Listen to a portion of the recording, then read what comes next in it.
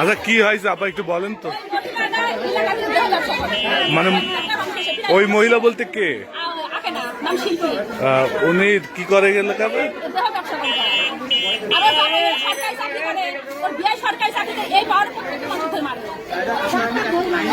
মানে কে কাকে মারলো একটু খুলে বলেন বিস্তারিত। কথা বুঝতে পারছেন? কে কাকে মারলো একটু খুলে বলেন বিস্তারিত। আচ্ছা ইমা কে আর উনি কে?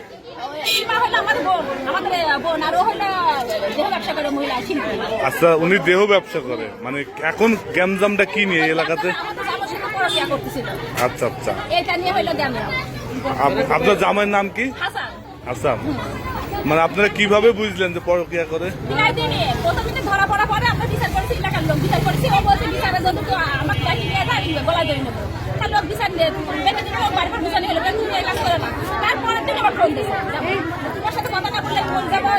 আচ্ছা যে মহিলার সাথে পরকিয়া করে ওনার হাজবেন্ড আছে না?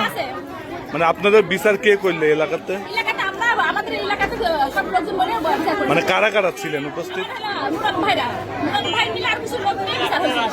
আচ্ছা সেই বিচারে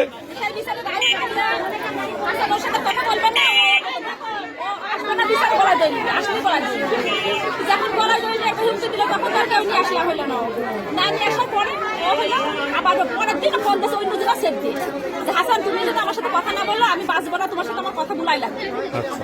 তখন ও হাসান আসার ভোগ পাইছে যে হাসনা দেখো হলো ফের ফোন দিয়েছে, ফোন দিয়ে আমার সাথে এরকম করছে।